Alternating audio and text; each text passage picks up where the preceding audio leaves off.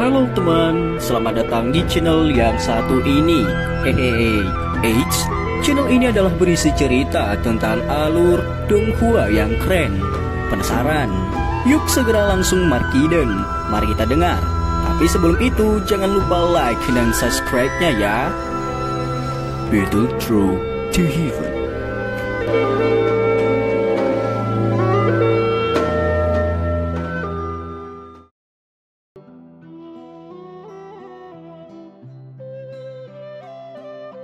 Melanjutkan dari cerita sebelumnya.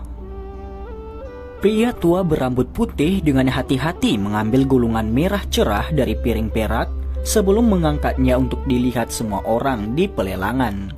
Dia tersenyum dan berkata, "Teknik Dou penguasa. Teknik ini disebut 6 penguasa pengaliran tubuh bersama.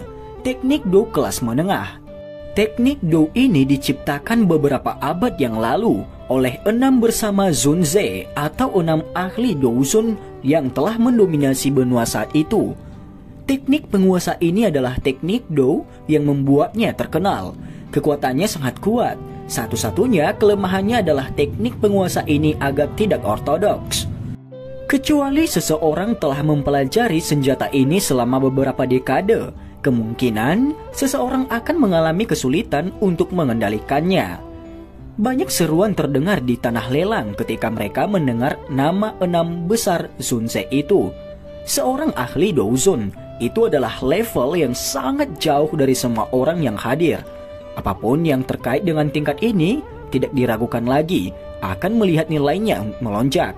Oleh karena itu masih ada cukup banyak orang yang agak tertarik meskipun senjata ini agak tidak ortodoks. "Mengapa? Apakah kamu tertarik?"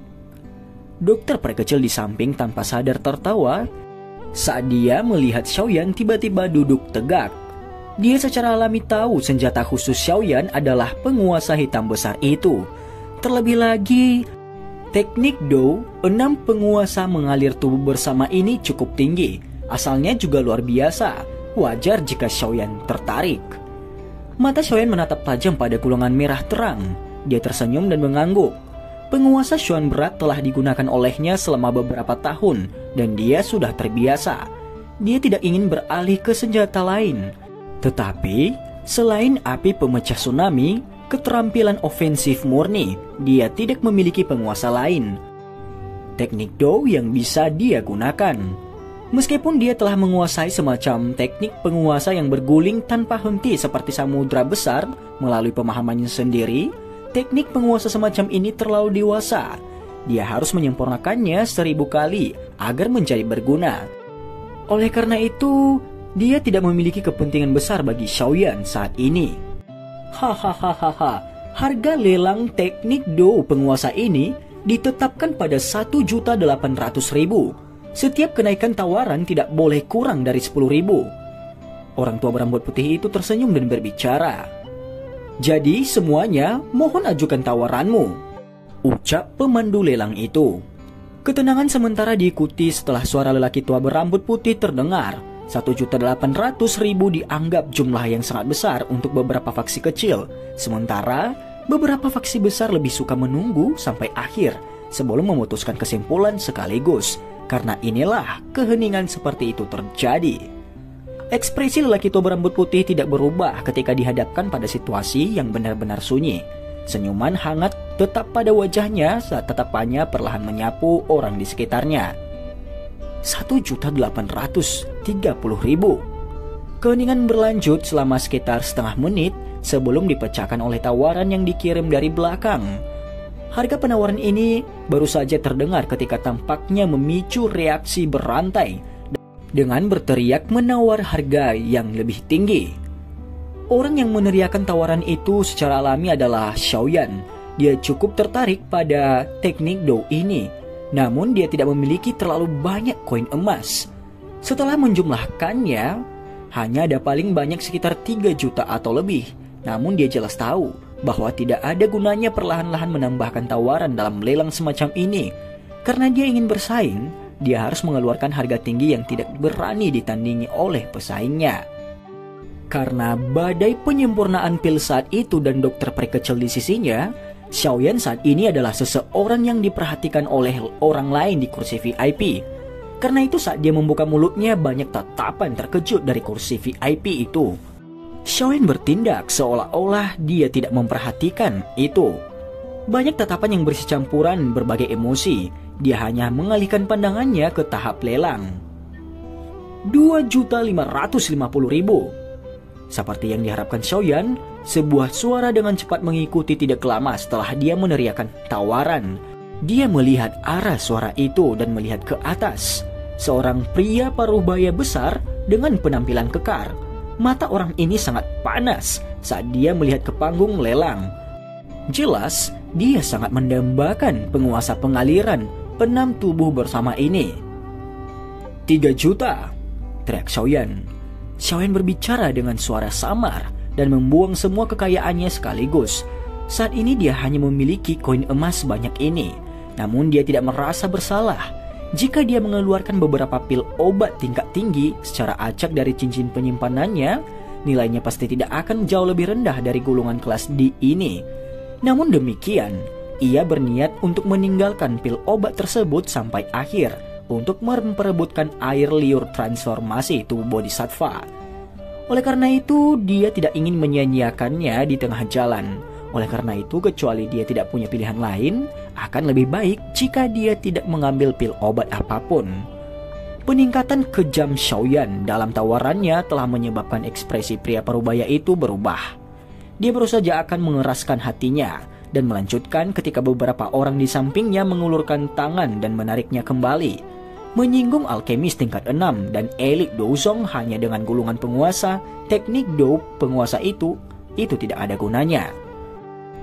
Pria parubaya besar terbangun dari panas liar yang dibawa oleh penguasa pengalir 6 badan bersama itu setelah dia dihentikan oleh teman-temannya.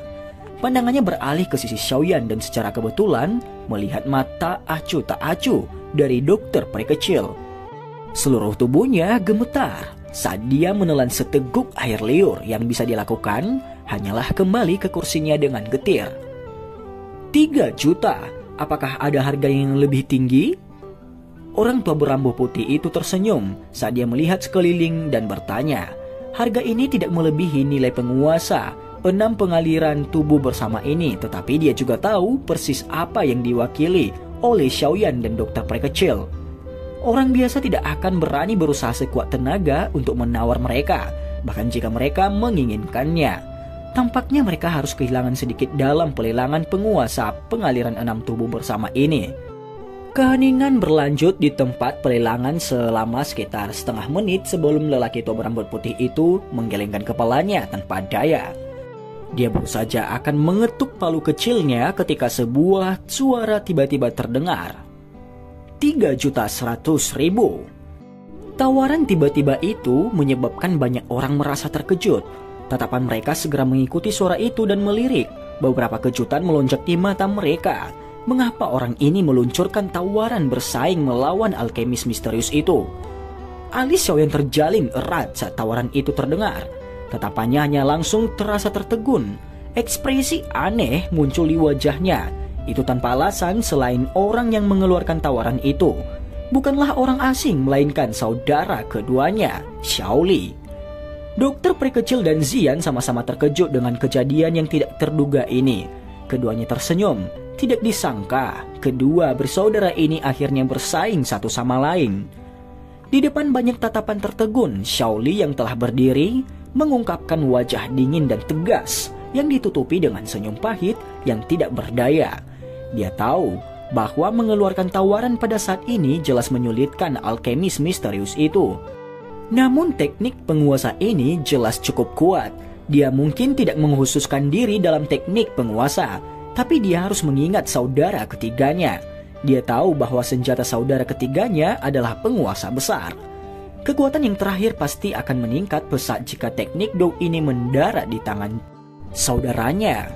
Oleh karena itu, dia tidak ragu-ragu berulang kali. Dia akhirnya tidak dapat bertahan lebih lama lagi dan akhirnya meneriakkan harga. Selain Xiaoli, ekspresi Suqian juga tidak berdaya. Dia tahu bahwa tawaran Xiaoli adalah karena Xiaoyan. Namun mereka akan menyinggung alkemis misterius itu. Yang terpenting, menyinggung alkemis misterius itu setara dengan menyinggung wanita berpakaian putih itu. Meskipun dia merasakan ketidakberdayaan di dalam hatinya, Suqian tidak berusaha menghentikan Xiaoli.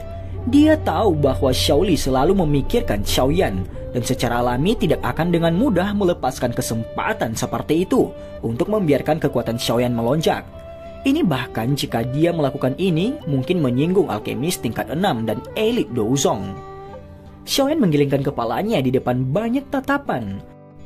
Dia merasa tidak bisa tertawa atau menangis.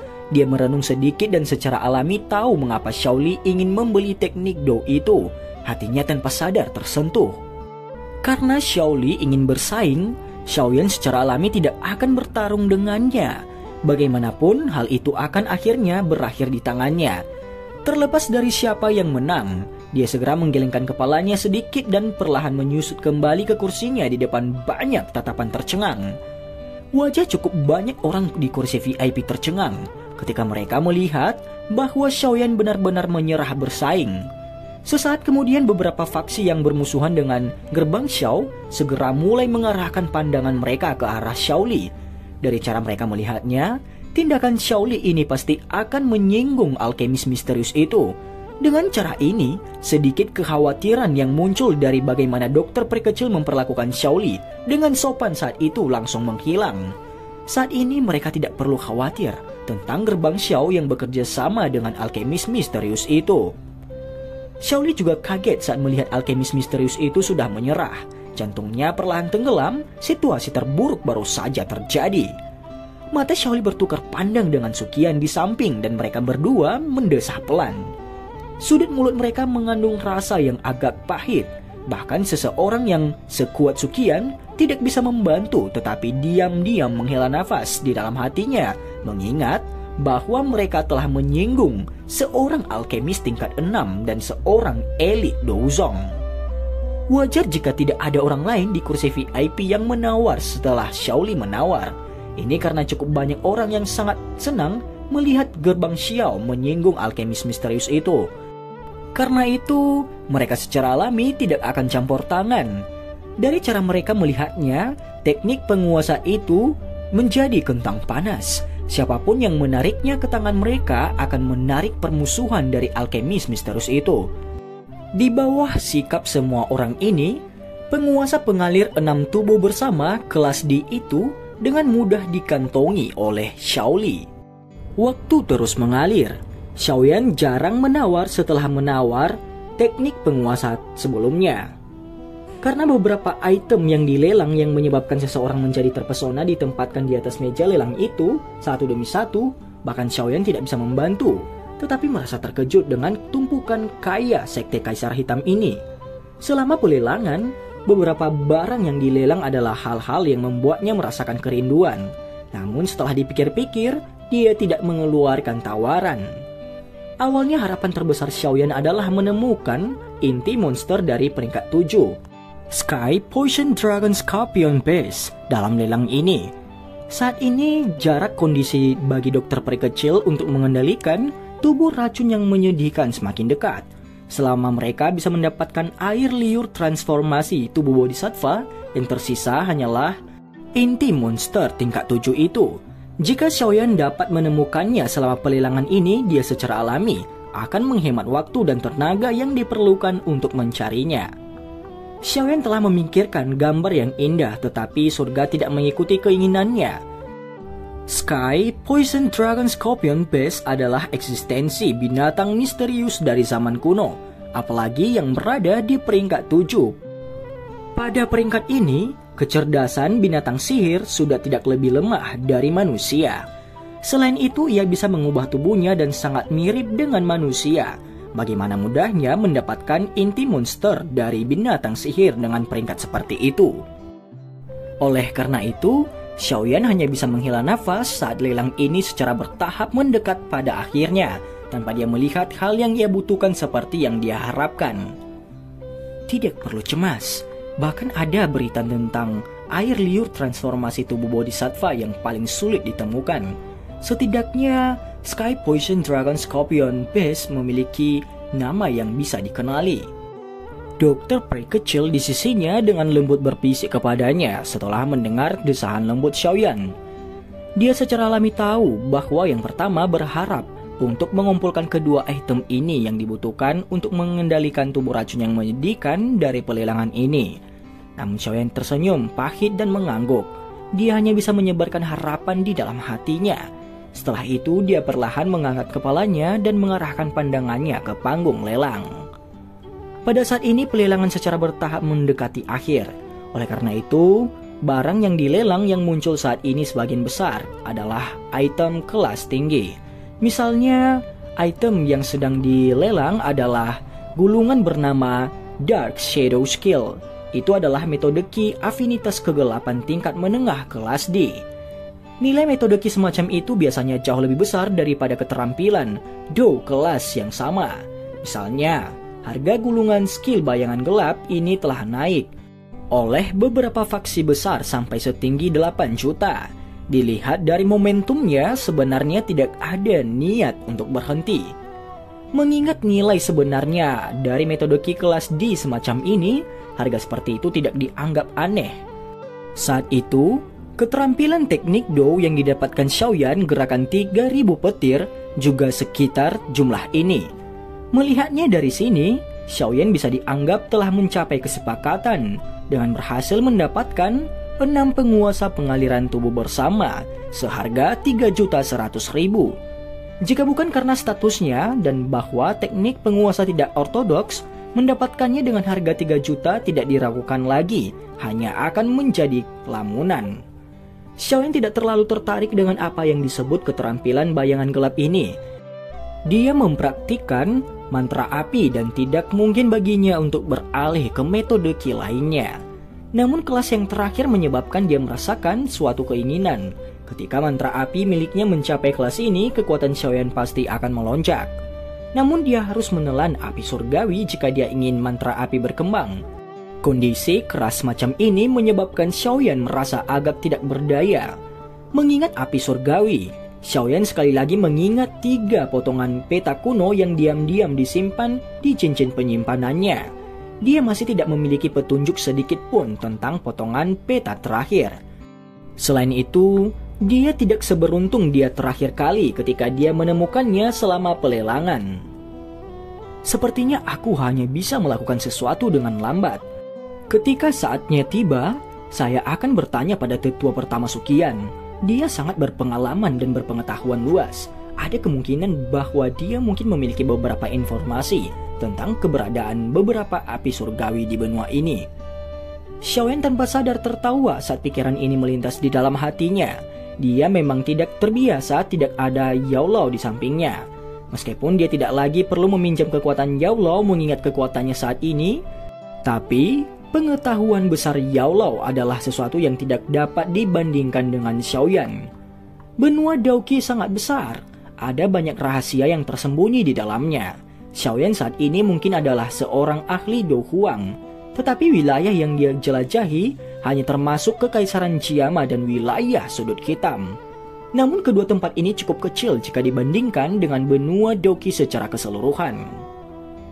Mungkin sudah waktunya untuk keluar dari wilayah ini. Xiaoyan dengan lembut menghela nafas diam-diam di dalam hatinya.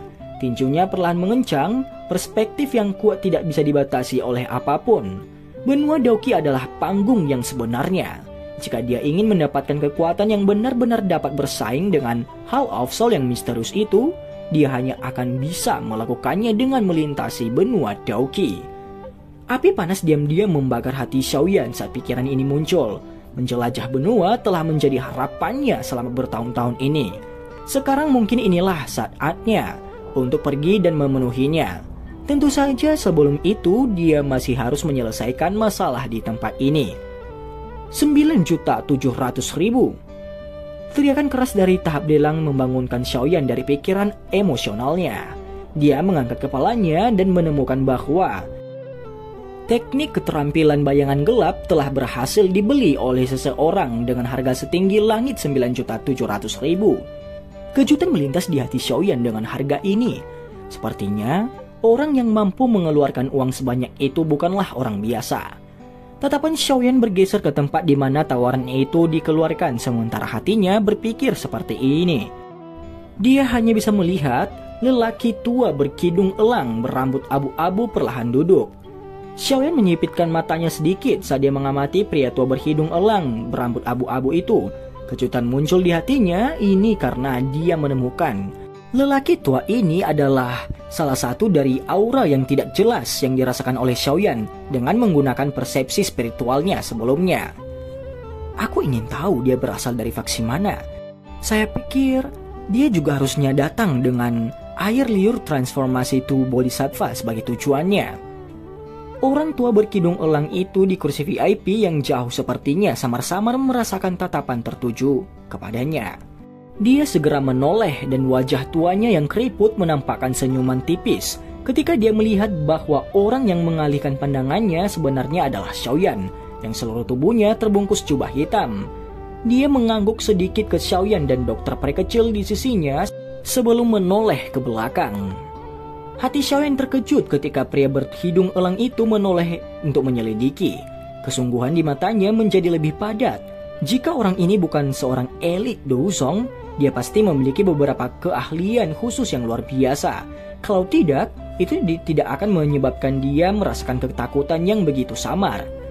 Xiaoyan perlahan menarik pandangannya. Kehati-hatian di hatinya juga menjadi lebih padat. Ada terlalu banyak ahli yang tertarik dengan air liur transformasi tubuh bodhisattva kali ini. Ini akan menjadi tugas yang sulit baginya untuk berhasil merebutnya dari semua ahli di sini. Hahaha. Item yang akan dilelang selanjutnya agak aneh. Namun itu harus memiliki daya tarik yang cukup besar bagi beberapa orang yang memiliki beberapa kebutuhan. Pemandu lelang di panggung menyeka keringat di dahinya dan segera melambaikan tangannya sambil tersenyum. Tanah di belakangnya perlahan terbelah. 10 pria besar kekar membawa sebuah benda besar yang ditutupi kain putih. Mereka perlahan naik ke atas panggung. Semua orang di situ penasaran. Ada bau mayat. Zian di sampingnya mengerutkan hidung kecilnya saat dia berbicara. Xiaoyan kaget saat dia mendengar perkataan Zian. Pada saat ini, lelaki tua berambut putih itu mengeluarkan suara nafas saat dia menarik kain putih yang menutupi benda itu. Setelah itu mayat besar yang berukuran lebih dari 100 kaki muncul di depan semua orang. Ukuran tubuh binatang sihir ini lumayan besar, tapi sepertinya sudah lama mati. Tulang dan daging di tubuhnya dalam keadaan kering. Namun hal yang paling terpenting adalah sayap besar yang telah berubah menjadi tulang putih. Sepasang sayap besar ini cukup aneh. Itu tampak seperti permata. Setiap orang yang bermata tajam dapat mengetahui dari pandangan sekilas bahwa energi aneh terkandung dalam sayap besar ini. Namun dengan mampu mempertahankan beberapa energi meski sudah mati begitu lama, kemungkinan binatang sihir ini memiliki peringkat yang cukup tinggi ketika dia masih hidup. Hahaha. Mayat binatang sihir ini adalah sesuatu yang ditemukan oleh Sekte Kaisar Hitam di aliran pegunungan. Setelah penilaian pemimpin sekte, binatang sihir ini seharusnya menjadi binatang tak tertandingi yang akan menerobos peringkat ke-7 untuk masuk ke 8. Orang tua berambut putih itu menjelaskan dengan cara yang serius. Keributan terjadi di dalam aula saat kata-katanya terdengar. Seekor binatang sihir yang akan memasuki peringkat 8, bukankah itu setara dengan seorang elit Douzun? Seekor binatang sihir dengan peringkat ini memiliki kemampuan untuk mencapai langit. Umur mereka juga sangat panjang. Mengapa dia mati di tempat ini? Mata Xiaoyan tertuju pada mayat binatang sihir tempat pelelangan gempar. Sesaat kemudian dia mengalihkan pandangannya ke sayap seperti permata dan kedipan yang tidak biasa muncul di matanya. Tangan Xiaoyan bergerak sedikit di bawah jubah hitam itu. Sebuah gulungan berwarna emas tiba-tiba muncul dan 5 kata-kata cahaya keemasan yang mencolok ada di atasnya. 9 sayap terbang burung langit. Dan cerita pun bersambung. Terima kasih telah mendengarkan Mimin Cerita. Dan jangan lupa nantikan cerita selanjutnya. Jangan lupa like, share, comment, and subscribe.